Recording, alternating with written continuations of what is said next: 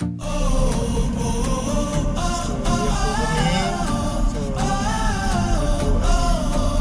pupunta sa, sa Makiling Walter Mart upang bumili po ng ng supply na sampan. Parang tayo maglakbay kahit mainit pero aircon naman po dito eh.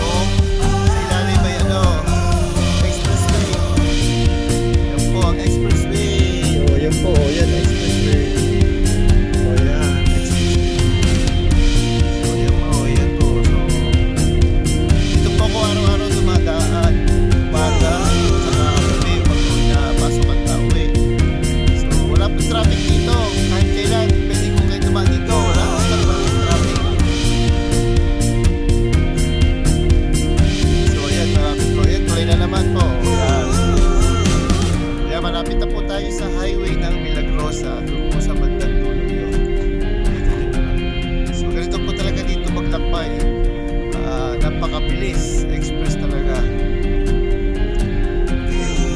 So dito na po tayo. Ito na po tayo sa gate ng Ayala. Okay. So yan po Makiling Medical Clinic. So yan po pwede kayo magpa-check up. Any kind of consultation pwede po dyan sa Makiling Medical Clinic. So yan po area niyan dahil napunta Torbila, Crossing, Calamba. Okay. So ito naman po ay traffic. Yan po yung Turbina Crossing, diretso po yan. Okay. Turbina Crossing, yung way na yan. Ito po. Yan. So ito naman po yung papunta Batangas, Quezon. Yan po, tara, maglakway na tayo ulit. Papuntang Walter Mart kami.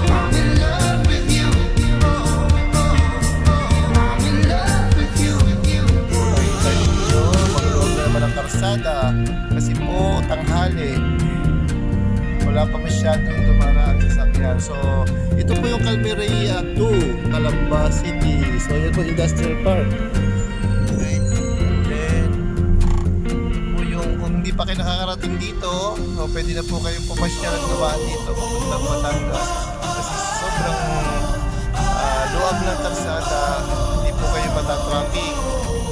Hindi pa po ako nakaranas ng traffic dito. Simula pa nung ako ay nakaranas ng traffic. Actually, hindi nga ako nagaan dito. Kasi pumapasok ako sa work. Pero ano, kasi 4 lane po yung dati niya. Maraming dati po dito.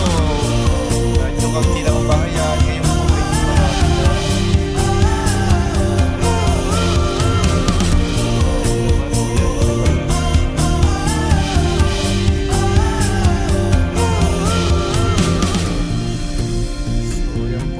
Gasoline station dito po sa may, ito na po yan pong footbridge na yan po yung boundary ng Makiling, Milagrosa, Calamba.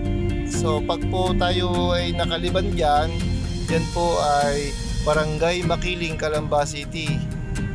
So ito naman pong way na to yan, pupunta po yan ng tag dito sa IMSEM. So ito naman pong diretsyon to is papunta ulit Walter Mart Makiling. Yan guys, so medyo malapit lang po, within Calamba area lang naman po to. Pag po didiretsyon nyo po yan sa dulong-dulo, makikita nyo na po yung Santo Tomas City, Batangas. So ayan na po, malapit na po tayo sa Walter Mart. So ayan po yung Walter Mart Makiling. So nag-iisang Walter Mart sa Calamba. Yan, Walter Mart. Yan.